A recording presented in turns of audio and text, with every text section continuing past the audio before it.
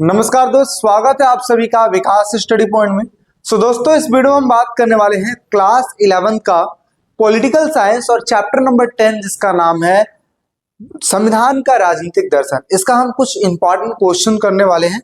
और देखिए, एक चीज मैं आपको बता दूं, ये जो लास्ट वाला जो चैप्टर है ना, ये समझिए कि पहली बुक का समराइजेशन है, यानी कि इसमें सारी चीजें आपको देखने को मिलेंगी और साथ ही साथ दूसरी बुक का भी कुछ चीज देखने को मिलेगा, जैसे समानता, स्वतंत्रता, है ना, संविधान की विशेषताएं, संविधान की आलोचनाएं क्या क्या हैं, अधिकारों के बारे में कुछ चीजें देखने को मिलेंगे।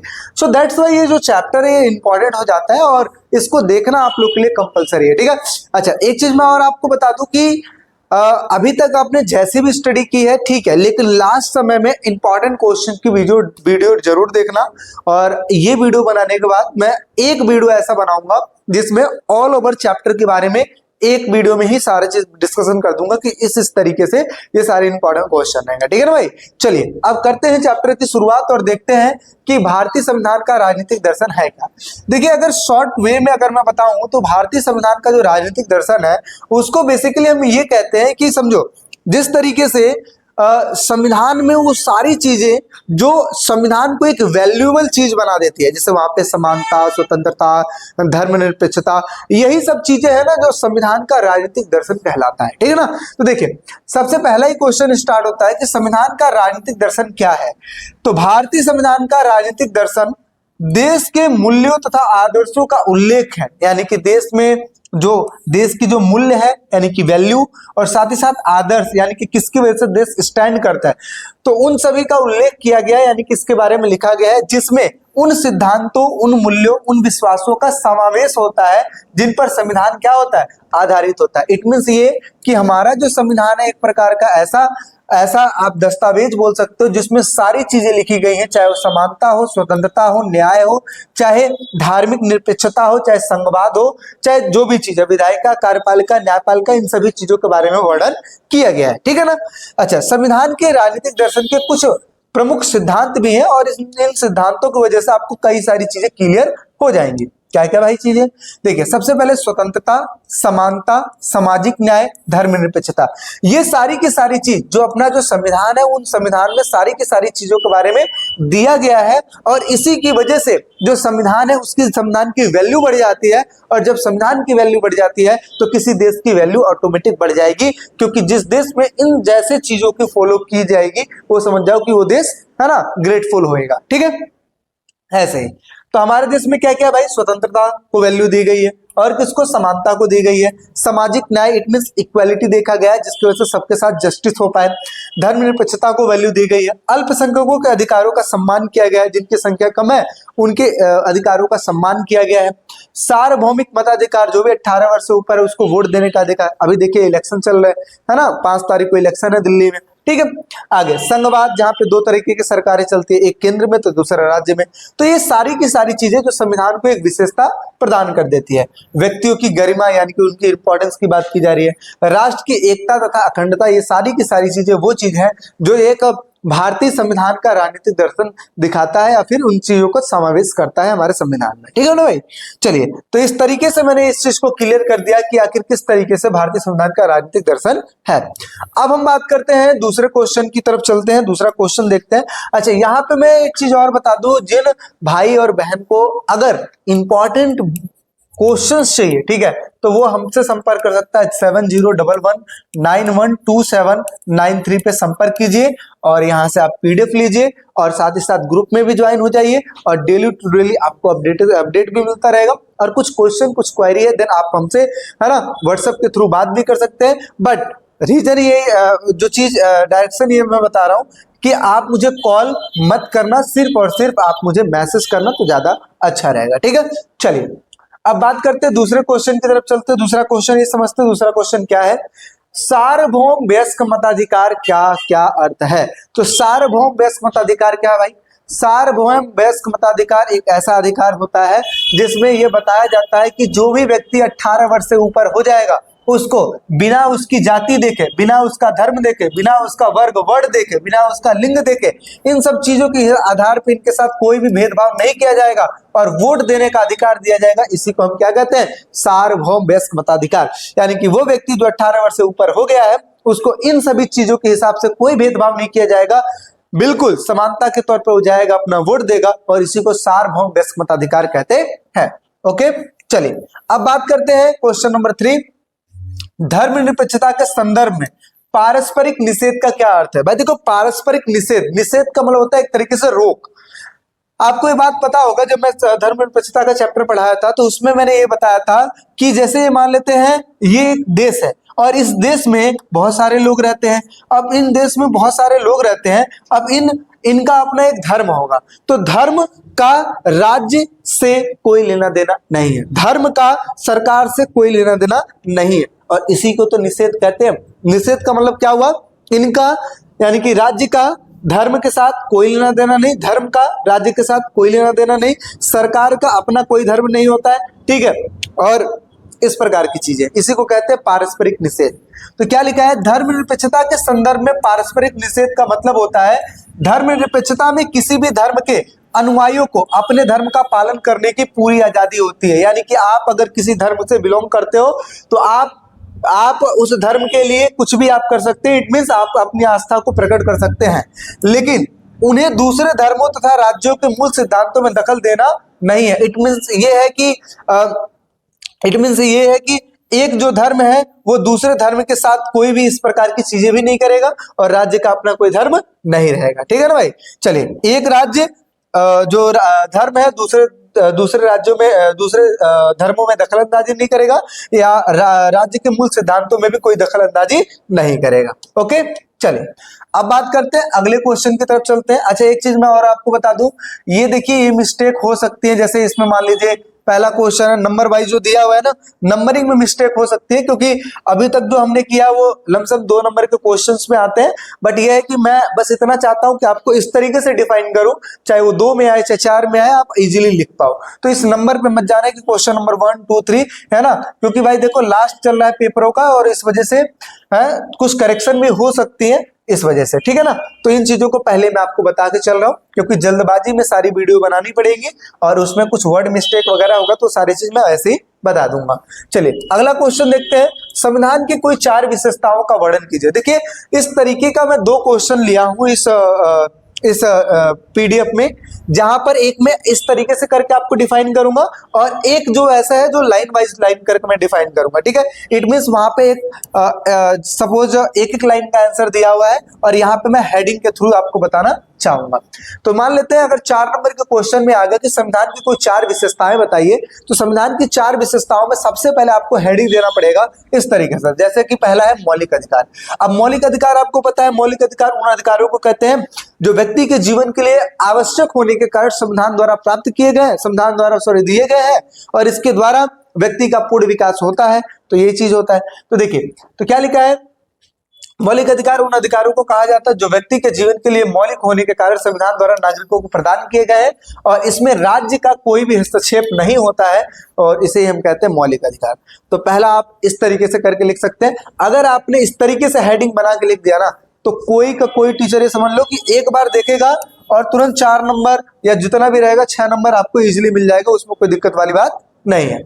आगे समझते हैं, ये ऐसे अधिकार हैं जो व्यक्ति के व्यक्तित्व के पूर्ण विकास के लिए आवश्यक भी होते हैं, और इनके बिना मनुष्य का अपना पूर्ण विकास नहीं हो सकता है।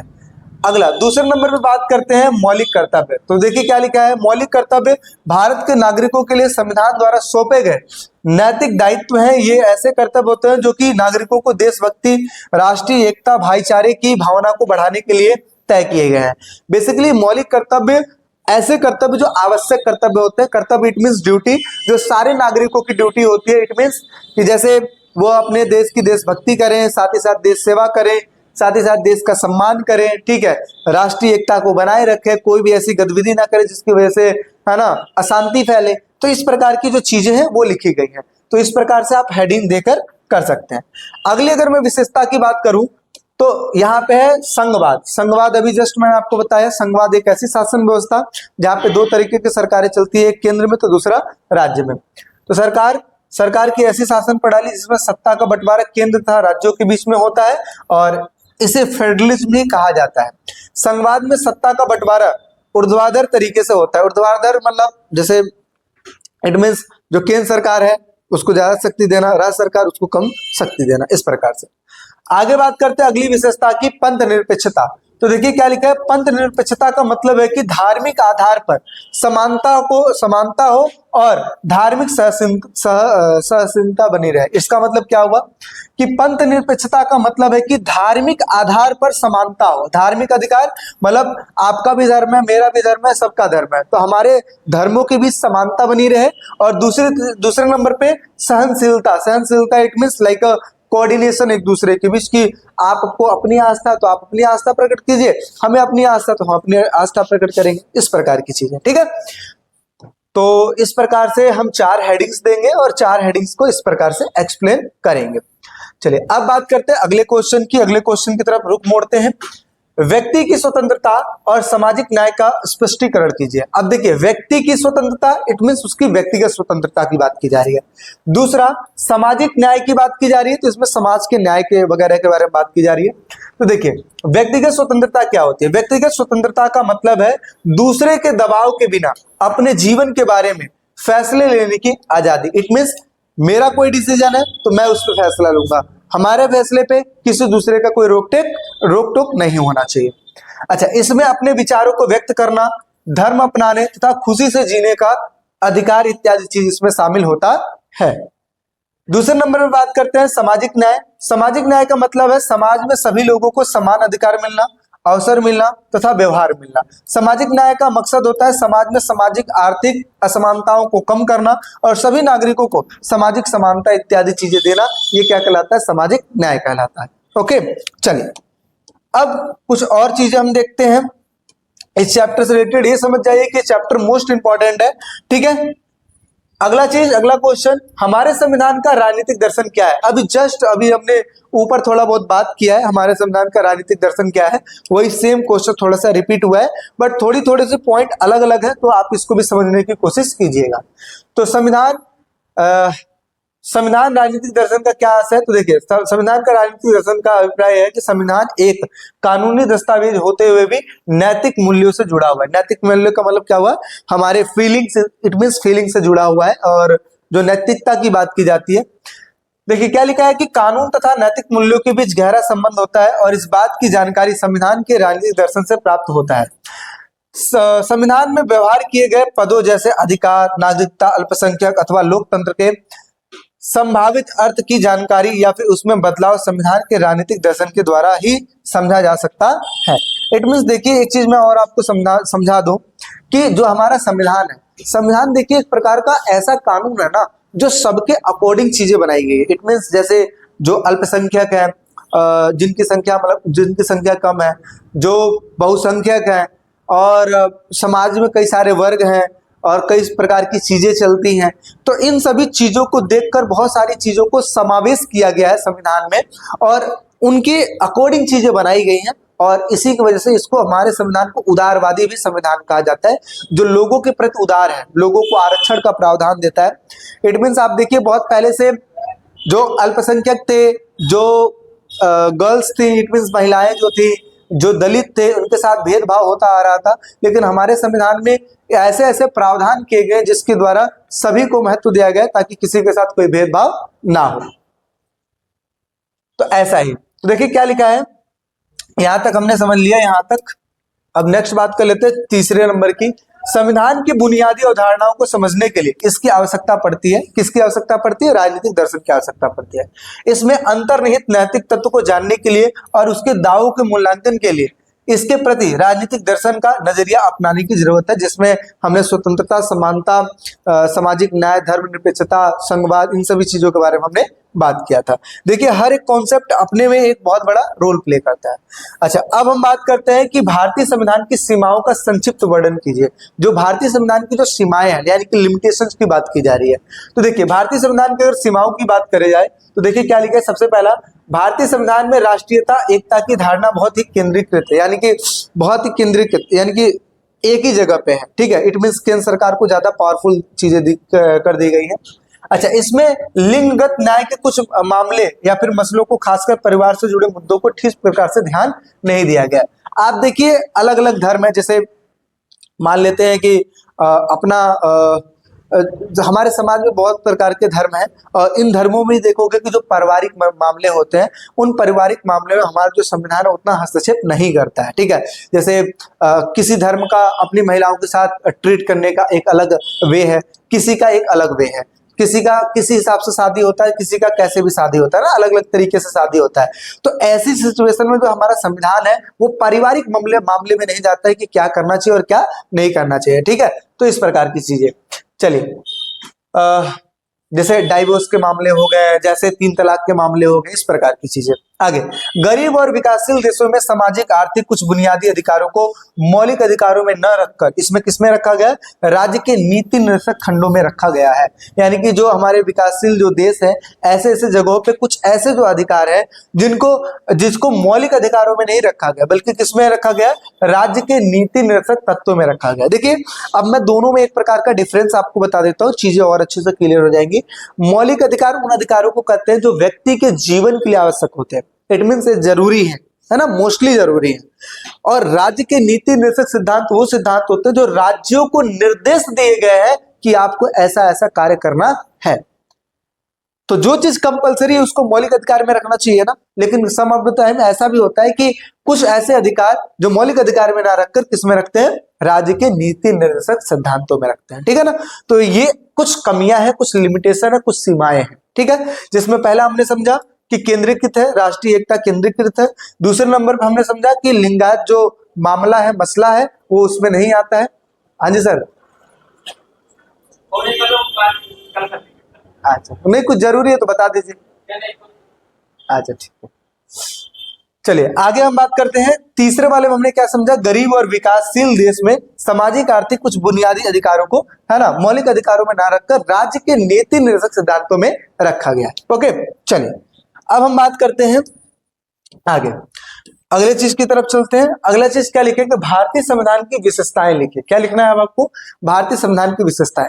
अभी जस्ट हमने एक ऊपर बात किया है भारतीय संविधान की विशेषताएं, जिसमें मैंने 4 हेडिंग्स के द्वारा चीजें समझाया था। अब हम बात करने जा रहे हैं कि आखिर किस तरीके से इसको हम लाइन टू लाइन लिख सकते हैं। तो देखिए, पहला चीज क्या लिखा है, भारतीय संविधान लिखित है और इसमें कठोर तथा लचीलेपन का मिश्रण है। पहला चीज आप ये भी लिख सकते हैं कि भारतीय संविधान में चेंजेस करना बहुत ज्यादा कठोर है। पिछले चैप्टर में मैंने पढ़ाया था, है ना, कि बहुत मुश्किल है, बहुत सारे संशोधन के द्वारा, मतलब बहुत सारे प्रोसेस के द्वारा संशोधन होता है। दूसरा, लचीला इसलिए क्योंकि इसमें संशोधन किया जा सकता है। अगला, भारतीय संविधान एक विस्तृत संविधान है। भारतीय संविधान संरचनात्मक है, इट मींस उसमें सारी बातें लिखी गई, सब सारे राज्यों के बारे में सारी चीजें, सारी व्यवस्थाएं लिखी गई हैं। अच्छा, इसमें एकात्मक शासन की प्रणाली, इट मींस सारी शक्तियां एक ही जगह पे केंद्रित है। भारतीय संविधान में प्रस्तावना के साथ साथ स्वतंत्रता, समानता तथा लोकतंत्र राज्य का भी समावेश किया गया है ना। भारतीय संविधान में मौलिक अधिकार, मौलिक कर्तव्य, राज्य के नीति निर्देशक सिद्धांत जैसी चीजों का भी जिक्र किया गया है और इसकी वजह से इसकी विशेषताएं हो जाती हैं। तो इस प्रकार से आप 4-5 विशेषताएं जो भी आपको याद आती है उस तरीके से कर सकते हैं। आपके पास 2 तरीके हैं चीजों को डिलीवर करने के लिए। सबसे पहला जो मैं आपको हेडिंग्स के द्वारा बताया और दूसरे नंबर पर मैंने आपको लाइन्स के द्वारा बताया। ठीक है ना, चलिए अब हम बात करते हैं अगले क्वेश्चन की तरफ चलते हैं और ये मोस्ट इंपॉर्टेंट चीज है, इसको भी समझना कि संविधान की आलोचना की बिंदु बताइए। आलोचना इट मींस जो संविधान की कुछ कमियां है ना उसको उजागर कीजिए, है ना, कमियों को उजागर करने की बात की जा रही है। तो क्या लिखा है, संविधान की आलोचना के कुछ बिंदु। सबसे पहला चीज क्या है, इट मीन्स कई सारे वे में हमारे संविधान को ना थोड़ा सा नेगेटिव ले जाया जाता है ना, उसके बारे में हम बात करते हैं। जैसे पहला, जैसे हमारे संविधान को कहा जाता है बहुत ज्यादा कंजस्टेड है, इट मींस बहुत सारी चीजें इसमें लिखी गई है ना, जो कि अस्त व्यस्त है। तो हमारा क्या है कि हमारा जो संविधान है कसा हुआ दस्तावेज ना होकर अस्त व्यस्त है, यानी कि हमारे संविधान में बहुत सारी चीजें लिखी गई हैं, थोड़ी सी चीजें ऊपर नीचे हैं, बट ऐसा आप कह सकते हो कि ये कसा हुआ संविधान नहीं है। जैसे कसने को हम क्या कहते हैं, जैसे ठूस देना, ऐसा नहीं है, बल्कि सिस्टमैटिक चीजें रखी गई, बट कुछ चीजें ऊपर है, कुछ चीजें नीचे है, सीरियल वाइज नहीं है, क्योंकि समय के साथ संशोधन होता है और चीजें में चेंजेस की जाती है। संविधान में सबकी नुमाइंदगी नहीं हो सकती। सबकी नुमाइंदगी का मतलब, अब अकॉर्डिंग टू पर्सन हमारा संविधान तो बन नहीं सकता, है ना। अकॉर्डिंग टू पर्सन मुझे ये दिक्कत है संविधान में लिख दो, ऐसा नहीं हो सकता। मतलब जो कॉमन थिंग जो सबके लिए अप्लाई होती है उन्हीं सभी चीजों को लिखा जा सकता है। और ये थोड़ी सी कमी भी आप कह सकते हो कि लोग इस चीज को भी लेकर पॉइंट आउट कर देते हैं। भारतीय परिस्थितियों के अनुकूल नहीं है, बिल्कुल ठीक है, भारतीय परिस्थितियों के अनुकूल हमारा संविधान नहीं है, ऐसा कहना भी बिल्कुल गलत है, क्योंकि कुछ ऐसी चीजें हैं जो परिस्थितियों के अनुकूल नहीं है, जिसमें चेंजेस होते हैं, और इसी वजह से शायद 106 संशोधन किए गए, ठीक है। लेकिन मोस्ट ऑफ द थिंग जो कि संविधान में लिखे गए हैं वो फेवरेबल है, यानी कि इट मींस परिस्थितियों के हिसाब से है, ठीक है। लेकिन कुछ ऐसी चीजें हैं जो परिस्थितियों के हिसाब से नहीं है, उसमें ही चेंजेस की जाती है, जैसे कि हुआ है। आगे, संविधान में विश्व के अन्य संविधानों से उधार भी लिया गया है और उधार प्रावधान लिए गए हैं, अर्थात अन्य देशों की संविधान से भी नकल की गई है, और इसको भी लेकर लोग क्या कर देते हैं, आलोचना कर देते हैं। इट मीन्स हमारा जो संविधान है वो उधार का दस्तावेज है, इस प्रकार की चीजें होती है। बट हमें ये समझने की जरूरत है कि हमारा जो संविधान है उधार का दस्तावेज चलो कह तो देते हैं, लेकिन इसका एक मेन कॉन्सेप्ट ये है कि हमने दूसरे की अच्छाई को हमारे संविधान में जगह दी है, और ये हमारे देश का बहुत बड़ा बड़प्पन है ना, आप ऐसा कह सकते हैं। चलिए आगे बात करते हैं, अगले क्वेश्चन की तरफ रुख मोड़ते हैं। अगला क्वेश्चन क्या लिखा है कि भारतीय संविधान उदारवाद कैसे है। इट मीन्स हमारे संविधान को उदारवाद कहा गया। कैसे उदारवाद कहा गया भाई? उदारवाद देखिए इस तरीके से कहा गया क्योंकि हमारे संविधान में बहुत सी ऐसी चीजें की है सारे लोगों के लिए, जैसे अल्पसंख्यकों के लिए, जैसे महिलाओं के लिए, जैसे दलितों के लिए, जैसे जो शोषण किया जा रहा था उन वर्गों को, ठीक है, उनके लिए, ऐसा आदिवासियों के लिए। तो क्या लिखा है, भारतीय संविधान का उदारवाद होने का उदाहरण है, सबसे पहला अनुसूचित जाति अनुसूचित जनजाति के लिए क्या किया गया, आरक्षण का प्रावधान कर दिया गया, ठीक है।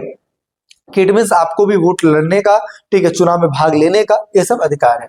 आगे, अनुसूचित जाति अनुसूचित जनजातियों के लिए विधायिका में सीटें भी आरक्षित कर दी गई। विधायिका ही नहीं, सब सेक्टरों में कर दी गई है। सरकारी नौकरियों में इन वर्गों को आरक्षण दे दिया गया है, यानी कि इनको ज्यादा छूट भी मिल जाती है, जैसे आप देखते हो ST SC है ना, माइनॉरिटीज, इन सब लोगों को। भारतीय संविधान समुदायों के बीच बराबरी का रिश्ते को बढ़ावा देता है, इट मीन्स बराबरी का दर्जा देता है, ठीक है। आगे, हमारा संविधान सामाजिक न्याय से जुड़ा हुआ है, हमारा संविधान उदारवाद है, हमारा संविधान लोगों के हितों की रक्षा करता है, और इस वजह से हम इसको उदारवाद कर सकते हैं। उदारवाद बेसिकली समझे एक तरीके से दूसरों के लिए फायदा कर देना, इट मीन्स दूसरे की हेल्प करना, दूसरे के प्रति पोलाइट रहना। तो हमारा संविधान ऐसा है जो सबके लिए काम करता है और फायदेमंद के लिए काम करता है, ठीक है। चलिए आगे समझते हैं। अगला क्वेश्चन हमारे सामने क्या है, और आई थिंक मे बी एक दो क्वेश्चन और रह रहेंगे, एक ये क्वेश्चन खत्म ही है, ये लास्ट क्वेश्चन है। चलिए अगला क्वेश्चन समझते हैं। क्या लिखा है कि लोकतंत्र में संविधान का क्या महत्व है। भाई देखो, लोकतंत्र में हो चाहे कोई भी तंत्र हो, संविधान का बहुत बड़ा महत्व है। आप अपने परिवार को चलाते हो तो परिवार में कुछ रूल है कि नहीं है? क्या चीज का रूल है? यही रूल कि किस समय आना है, किस समय जाना है, किस समय उठना है, किस समय क्या चीज करना है, यही तो रूल होते हैं। लेकिन आपका परिवार छोटा है इसलिए वो मौखिक रूल काम वहां आ जाता है। लेकिन जहां पर परिवार बड़ा है, इट मीन्स आप समझो कि अब हमारे देश में 125 करोड़ से ज्यादा आबादी है, तो इट मीन्स आप समझो कि यहाँ पे एक लिखित दस्तावेज का होना जरूरी है ना। तो लोकतंत्र में संविधान की अहम भूमिका होती है, क्योंकि संविधान एक ऐसा नियम कानून का दस्तावेज है जो कि ये डायरेक्शन देता है कि किस तरीके से शासन व्यवस्था चलाई जाएगी। तो देखिए क्या लिखा है कि बिना संविधान के हम लोकतंत्र शासन की कल्पना ही नहीं कर सकते हैं। लोकतंत्र में संविधान का बहुत ही अधिक महत्व है क्योंकि ये चीजें निम्नलिखित है। पहला समझिए, यह सरकारी शक्तियों पर अंकुश लगाने का साधन है। इट मीन्स लोकतंत्र जो है, लोकतंत्र में संविधान का अहम भूमिका होती है क्योंकि संविधान के ही द्वारा जो सरकार की जो शक्तियां हैं उसमें अंकुश, इट मीन्स रोक लगाया जा सकता है। आगे, यह योजनाबद्ध तरीके से बदलाव लाने का एक साधन है। योजनाबद्ध तरीके का मतलब क्या हुआ कि एक तरीके समझे कि जितनी भी चीजें हैं वो प्लानिंग के हिसाब से इसमें चीजें होती हैं। आगे, यह समाज के शोषित, असहाय तथा अल्पसंख्यकों के हितों की रक्षा करता है, यानी कि समाज में जो ऐसे वर्ग हैं जो कि बहुत ज्यादा जिनके साथ शोषण होता हुआ आ रहा है, जो अल्पसंख्यक है उनके हितों की रक्षा करता है। यह दीर्घकालीन उद्देश्यों को क्रियान्वित करने का एक साधन है। दीर्घकालीन का मतलब क्या हुआ, एक जो लॉन्ग गोल बनाया जाता है ना, इट मींस जो एम बनाया जाता है कि हमारे देश को यहाँ पे पहुंचाना है, इस तरीके से पहुंचाना है। तो ऐसी चीज, ऐसे सिचुएशन में जो हमारा संविधान एक प्रकार का साधन है जिसके द्वारा हम वहां तक पहुंच सकते है। आगे, यह क्रांति या फिर आंदोलन के खतरों को कम कर सकता है, यानी कि जो संविधान है, संविधान में जो नियम कानून बनाए गए, अगर इसके हिसाब से अगर चलोगे तो यहाँ पे जो क्रांति है और आंदोलन है, इस प्रकार की चीजें नहीं होंगी, ठीक है। आगे बात करते हैं, यह राज्य को निरंकुश होने से रोकता है। निरंकुश का मतलब क्या हुआ, यानी कि तानाशाही होने से रोकता है ना, कि कोई भी अपने मनमानी नहीं कर सकता, क्योंकि संविधान में सारी चीजें लिखी गई हैं कि कौन किस तरीके से ट्रीट करेगा और कैसे करेगा, किसको कितनी शक्तियां मिलेगी। जो लोग परंपरागत तौर पर सत्ता से दूर रहे हैं उनका सशक्तिकरण भी करता है। इट मीन्स ये कि जिनको समाज से दूर रखा गया, जिनको सारी एक्टिविटीजों से दूर रखा गया, जिनको पार्टिसिपेट करने का कोई मौका ही नहीं दिया गया, ठीक है, जिनका शोषण किया गया, ये संविधान के द्वारा उन लोगों को भी सशक्तिकरण किया गया, इट मींस पावर दिया गया है। आगे, कमजोर लोगों को उनका वाजिब हक दिया गया है, समुदाय रूप से हासिल करने की ताकत दी गई है। इस प्रकार से अगर देखा जाए तो जो संविधान है वो कमजोर लोगों को, है ना, कमजोर लोगों को, अल्पसंख्यक लोगों को, सबको महत्व देता है और इस तरीके से वो भी पावरफुल बन सकते हैं।